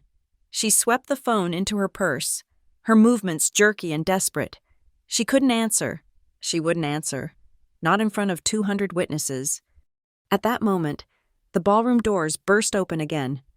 Logan was back. He was alone. His face was a ghastly, splotchy white, slick with sweat. His tie was gone, his collar undone. Eden was clearly gone for good. He saw the flowchart. He saw the box with his name at the bottom, glowing 40 feet wide. "No!" he screamed, his voice raw and cracking. That's a lie. He scrambled back onto the stage, a wild, cornered look in his eyes. He grabbed the dead microphone, fumbling with the switch, not understanding why it was silent. "She's lying!" he shrieked, his voice hoarse without amplification. "She manipulated those. She photoshopped them. She's always been jealous. She's twisted. She's trying to ruin me." He pointed a shaking, accusing finger at me. "Tell them, Dad! Tell them she's a liar! Tell them!" My father was a breathing corpse. He was gray, his eyes vacant, staring at the melting ice in his water glass. He didn't move. He didn't speak. "The contracts aren't manipulated." "Logan," I said, my voice resonating with the full power of the sound system. I turned my head, respectful, to my grandfather, who was still standing, a pillar of righteous anger. "Grandfather," I asked, my voice clear, "you've seen my father's signature for over 60 years. You were there when the original corporation was formed. Please look at the loan agreement on the screen. Is that Edward Tate's signature? Is that Marianne Tate's?" Harlan didn't need to step closer. His voice boomed, filled with the moral certainty of the wronged. "Yes, that is their signature. That is their contract. It is real." "Thank you," I said. "And," Harlan continued, his voice rising, "since this is a night for truth, I have one more. I have lost all faith in the current management of this hotel. I lost it months ago. That is why—" He paused, his eyes sweeping the room. "I sold my 15% bond. I sold my entire stake to a new party, a party I trust, a party I believe can save this hotel." A new shockwave rippled through the investors. He had sold? To who? My mother looked like she'd been physically struck. "You what? You sold without telling us? Who? Harlan? Who?" Before I could answer, before I could advance to my final slide, a new commotion began. It came from the back of the room, from the lobby. Ben, the concierge, ran into the ballroom, his face pale. He was holding up his workstation tablet. "Ms. Aubrey, Ms. Marianne, the front desk, the ticker." He didn't need to say another word. The main digital information screen behind the front desk, the large, elegant display that showed guests the weather and restaurant hours, was tied into our main server. It was an alert system I had built. It was now flashing, in huge, bright, unmissable red letters, for every guest in the lobby, every employee at the bar, every valet to see. Alert. Account review initiated. Possible covenant breach. Tate Holdings, LLC. The lie was no longer contained in the ballroom. It was public. It was official. That was the end. The party was over. It wasn't an exit. It was an evacuation. Guests were grabbing their coats, their spouses, their dignity. The sound of chairs scraping, of angry, hushed voices, was overwhelming. "I'm calling my lawyer. Tonight. Did you see his face? Guilty as sin. Get me out of here." The investors, Darren Cole, Riley Vaughn, Margaret Hale, didn't leave. They converged, forming a tight, furious knot at a corner table, their heads bent together, already plotting, already forming a new alliance. The staff just stood by the walls, paralyzed. Maria was no longer crying. She was just staring at me, her expression not angry, just utterly, completely lost. I looked at the stage, my family, my father, a broken, silent man, my mother. Her face a mask of silent, reptilian fury, her hand clenching her purse as the phone inside vibrated manically against her hip. And Logan, standing alone, the dead microphone clutched in his white-knuckled fist, staring at the flowchart of his own crimes. The jazz band was gone. The only sound left was the angry murmur of the investors, the scrape of the last few chairs, and the distant, rhythmic, uncaring crash of the Pacific Ocean, just outside the glass, waiting. The party did not end. It shattered. The next morning, at 8 a.m., the hotel was a tomb. The bar was closed. The cheerful classical music in the lobby was off. The only sound was the grim, relentless crash of the ocean and the frantic, hushed whispers of the staff. The meeting was held in the cliffside boardroom, the same room where my family had threatened me weeks ago. This time, the attendees were different. At one end of the table sat what was left of the Tate leadership. My father, Edward, looking like a man who had aged 20 years overnight, his skin gray and papery. My mother, Mary Ann, beside him, her face a rigid mask of fury, her eyes red-rimmed but dry. She was vibrating with a silent, contained rage. Logan was there, but he was a ghost. He was slumped in his chair, staring at his own white-knuckled hands, his face pale and puffy. He looked like what he was, a child who had been caught. Lining one side of the table were the investors, led by a stone-faced Darren Cole and an equally grim Riley Vaughn. On the other side were the men in suits, 2 lawyers from First National Bank, our primary lender, and a man I didn't recognize from Ironclad Capital, who looked more like a predator than a banker. And at the far end of the table, facing my family, sat Noah Briggs and me. I was the representative for Tideglass Capital LLC. A severe-looking woman from the bank's legal team opened the meeting. She did not bother with pleasantries. "Good morning. We are here because, as of approximately 9:30 p.m. last night, First National Bank was made aware of several catastrophic, undisclosed liabilities and clear evidence of fraudulent activity by the managing partners of Tate Holdings, LLC. She nodded curtly toward me. "Thanks to the documentation provided by Ms. Tate, we can confirm that the Silvergale Harbor Hotel is in active, undeniable breach of at least 4 separate covenants on its primary loan. This includes the undisclosed $8.4 million mezzanine loan, which constitutes a gross violation of our lending terms." She looked at my father. "Mr. Tate, as of this moment, the bank has the full and legal right to accelerate your entire loan. Due immediately, we can freeze every account associated with this hotel, including payroll, as of right now." That threat hung in the air, cold and heavy. I saw Ben, our head concierge, and Maria, our head of housekeeping, standing by the door, representatives for the staff, and I saw Maria flinch, her hand flying to her mouth. "However," the lawyer continued, "a forced foreclosure and a fire sale of the asset is not in our best interest. It is messy, and it devalues the property." Darren Cole spoke then, his voice a low, angry growl. "Let me be perfectly clear. We, the minority investors, have zero confidence left in the current leadership." He jabbed a finger toward my parents. "Zero. We will not, under any circumstances, continue with Edward, Mary Ann, or him." He gestured to Logan with undisguised contempt. "In any management capacity, we are done." He turned to the bank's lawyer. "But she is right. We do not want this property chopped up and sold to some faceless conglomerate from New York. The Silvergale brand, the real brand, still has value. We want a solution that preserves it." My mother, who had been simmering in silence, finally erupted. Her voice was not a plea. It was an accusation, and it was aimed directly at me. "A solution?" she hissed, her voice trembling. "There was a solution. We had a solution. If she pointed a shaking finger across the table, had not decided to boignow her own family, to humiliate us in public, none of this would be happening. We could have handled this.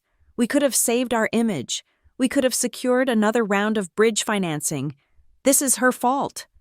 It was so delusional, so profoundly narcissistic, that I almost laughed. "More financing, Mom?" I asked, my voice cutting through her tirade. "You wanted to borrow more money? You wanted to take out a third loan to pay the interest on the second loan you took out to cover the theft from the first? That's not a solution. That is the very definition of the problem. That is what got us in this room. That is a betrayal of every single investor and every single employee you just claimed to be protecting." My words, and the coldness with which I delivered them, seemed to finally break her.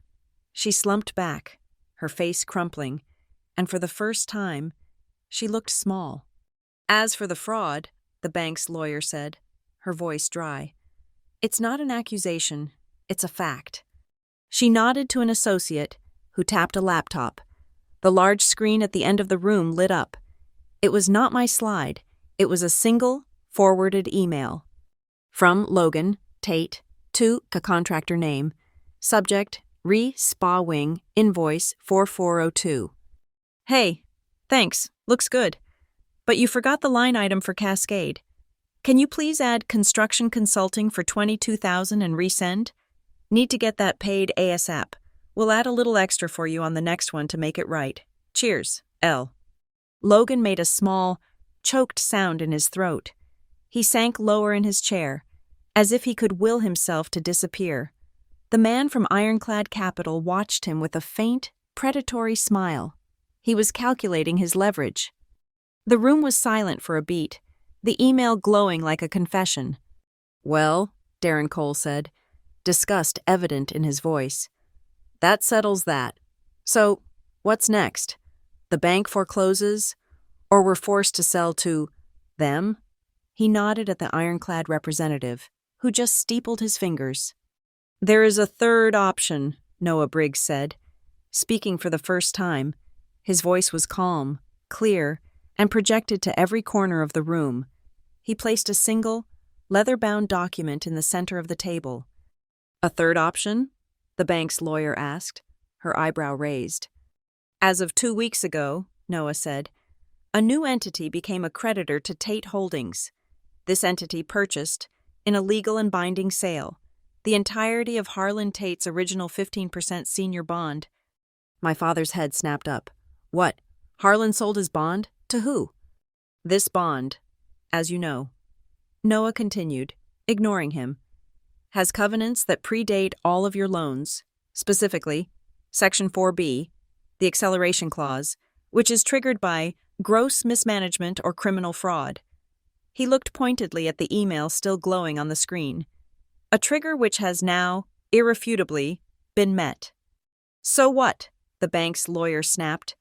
Some outside fund holds a small, old bond. We are the primary lien holder. We will crush them in court. You won't, Noah said, a small, confident smile playing on his lips. Because this bond's covenants give it priority status in the event of this specific type of default, it gives the bondholder the right of first refusal on any restructuring plan. They are, in this very specific scenario, the senior creditor in this room. Marianne, seeing a potential, albeit hostile, ally, leaned forward. Who is it? Who is this fund? We will negotiate with them. We can make an arrangement. Noah looked at her. The entity, he said, drawing the words out, is a private holding company registered in Oregon. It's called Tideglass Capital, LLC. My mother's face was blank. Tideglass? I've never heard of them. It doesn't matter. They're just some vulture fund. We'll fight them. I don't think you will, Noah said. He paused, letting the silence build. He looked at me, then back at my mother. The sole proprietor and managing director of Tideglass Capital is Aubrey Tate. I will remember the silence that followed for the rest of my life. It was not a gasp. It was a cessation of all molecular activity. Darren Cole's pen stopped moving. The bank's lawyer, in the middle of taking a sip of water, froze, the glass halfway to her mouth. My father's jaw simply dropped open. Logan, for the first time, looked up at me, his eyes wide with a new, dawning, absolute terror. He finally understood. And my mother, her face went from white to red to a mottled, pale purple. Her mouth opened, and she pointed a shaking finger at me, but the only sound that came out was a small, strangled gasp, like a dying bird. You, she finally whispered, her voice unrecognizable. This was a coup. It was a defensive action, Noah said calmly. Aubrey is not just the whistleblower, gentlemen, ladies. She is your new senior creditor. She is the only person in this room who has a legally viable, pre-approved restructuring plan, and she is the only person Harlan Tate trusts to execute it. The bank's lawyer, recovering first, looked at me with a completely new expression. It was not animosity, it was respect. "Ms. Tate," she said, we would be very interested in seeing this plan. If Tideglass Capital can assume the debt, stabilize the asset, and protect our original investment, we would be prepared to halt foreclosure proceedings and listen." The man from Ironclad Capital, his smirk gone, spoke for the first time. "My clients will need to be made whole, 22%. "Your clients," Noah countered, "funded a fraudulent loan. You can either take the 50 cents on the dollar my client is prepared to offer, or we can see you in court for predatory lending and aiding and abetting fraud. Your choice." The man's eyes narrowed. He was silent. "This is treachery!" Marianne finally shrieked. Finding her voice, she stood up so fast her chair screeched backward. "This is betrayal! You planned this! You stole this from us! From your family! You tried to chain me to a corpse! Mother!" I said, my own voice rising, matching hers. "You tried to make me the guarantor for his theft. You gave me no choice." She is right. Every head turned. Harlan Tate was standing in the doorway, leaning on his cane, flanked by Ben and Maria. He had not been invited, but he was here. He walked slowly, painfully, into the room. He stood at the head of the table, between me and my parents. "Marianne, sit down," he commanded. She did, as if by reflex. He looked at the bankers. He looked at the investors. "I have seen Aubrey's plan," Harlan said, his voice quiet but carrying the weight of his legacy. "I have studied it. It is the only way. It is a plan that saves the jobs of our employees. It is a plan that repays the honest debt. It is a plan that cuts out the rot and saves the house." He turned and looked at me, his eyes sad, but firm. "I stand with Tideglass Capital. I stand with my granddaughter. I stand with the truth." The bank's lawyer closed her briefcase. "Mr. Cole? Ms. Vaughn?" Darren Cole looked at me. He didn't smile, but he nodded. "We stand with Tideglass Capital." The power in the room had shifted. It had consolidated. It had moved from the head of the table, where my parents sat, broken and defeated, to my end. All of them, the bankers, the investors, my family, they were all staring at me. I pulled a single, bound document from my briefcase. It was the Tideglass restructuring plan. I placed it on the table. They were waiting to see if I was here to save the Silvergale, or to burn it to the ground and dance on the ashes. They were waiting to see what the price would be, and I was the only one who knew. I placed the bound proposal on the gleaming mahogany. The room was so quiet, I could hear the tiny scratch of Darren Cole's pen on his legal pad. "My plan is not a negotiation," I said, my voice calm and clear, addressing the entire room. "It is the only viable path forward. I am presenting it as a solution, not a debate." I opened the folder. It is in 3 parts. First, Tideglass Capital, my company, will assume the primary debt from First National Bank. We have already negotiated the terms. We will also settle the predatory loan from Ironclad Capital for 50 cents on the dollar, an offer which is contingent on their immediate and permanent withdrawal of all claims against this property. The man from Ironclad, who had been silent, simply nodded. He knew a losing hand when he saw one. "Second," I continued, "effective immediately, full operational control of the Silvergale Harbor Hotel will be transferred to a new executive board. The positions of CEO and Director of Guest Experience are hereby eliminated." My father closed his eyes. Logan, if possible, sank even lower in his chair. "The new board will consist of 3 people, myself, as managing director, a representative chosen by the minority investor group." I nodded at Darren Cole. "And 1 non-voting member elected to represent the long-term staff, to ensure their voices are finally heard." Maria, by the door, let out a small, audible gasp and covered her mouth. "And third," I said, my voice becoming even colder. The employment of Marianne Tate and Edward Tate with this hotel is terminated, effective immediately. They will vacate their offices by the end of the day. My father just nodded, a slow, defeated gesture. He was broken. But my mother was not. You cannot be serious, she hissed, her voice low and venomous. You would fire your own parents? And our shares? Our equity? The 51% we own? Your equity, I replied, my voice flat, is worthless. The company is leveraged for millions more than it is worth. Your 51% stake is a 51% stake in a negative number. It is zero. You have nothing. I turned my gaze, finally, to my brother. The 40% share transfer you and my parents illegally voted on, I said to Logan, is therefore also worthless. It is 40% of zero. It is meaningless paper. However, I said, and every head, including Logan's, snapped up. I am prepared to offer a path that does not involve criminal prosecution for wire fraud. Logan's eyes, red-rimmed and hollow, widened. Logan Tate will sign a legally binding agreement to repay the $415,000 in fraudulent kickbacks. He will do so via a garnishment. In exchange, Tide Glass will grant him a 1%, non-voting, minority share in the new, restructured company. He will have no power, no title, and no say in this hotel, ever again, but he will, if he behaves, avoid jail. It was done. The terms were on the table. My mother was the first to find her voice. It was not a shout. It was a low, shaking, reptilian scream. Robbery, she spat, slamming her hand on the table. This is theft. You cold-hearted. You are stealing our hotel.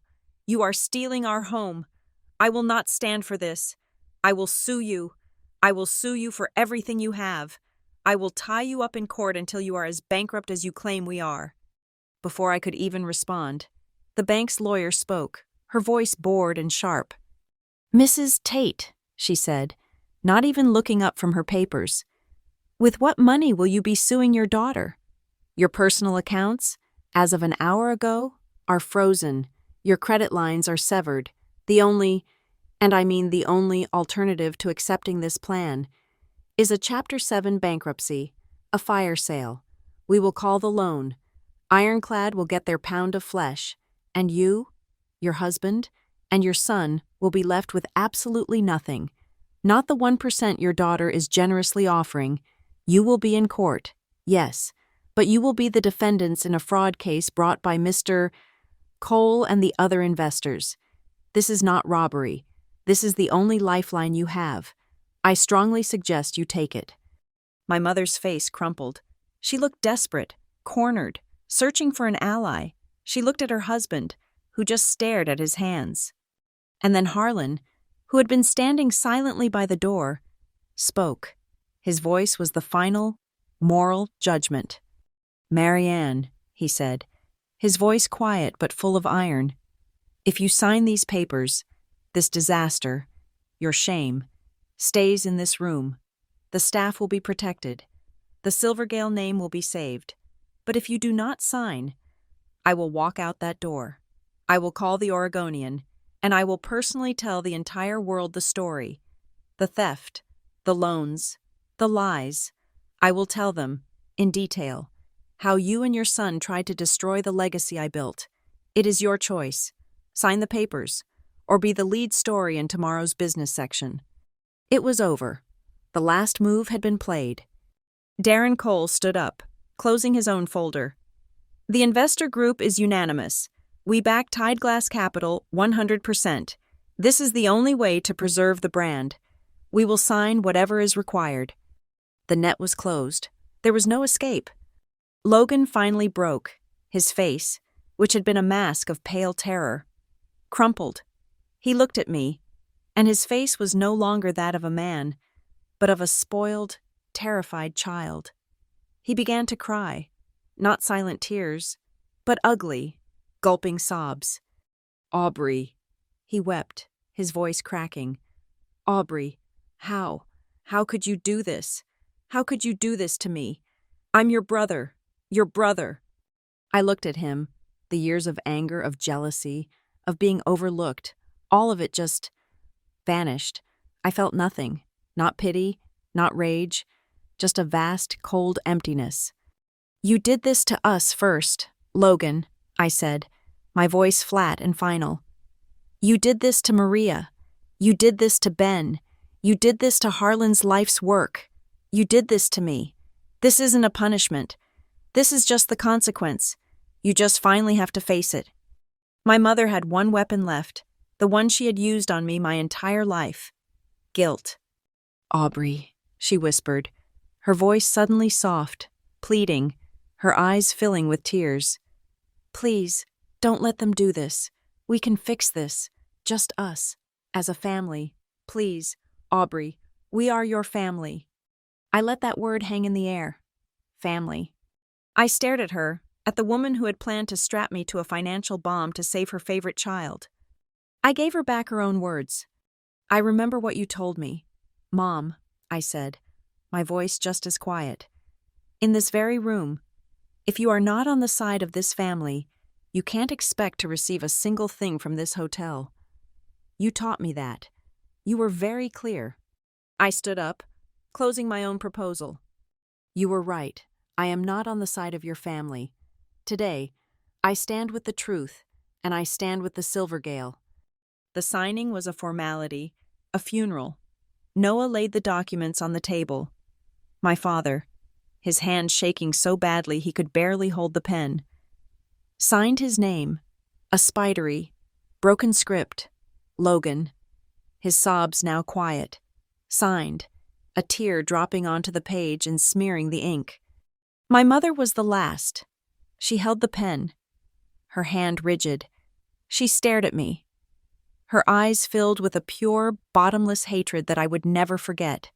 Then, with a single, violent, slashing motion, she signed her name, pressing so hard she broke the nib of the pen. Noah calmly collected the pages. It's done. My parents and my brother stood. They did not look at me. They did not look at Harlan. They did not look at anyone, as one.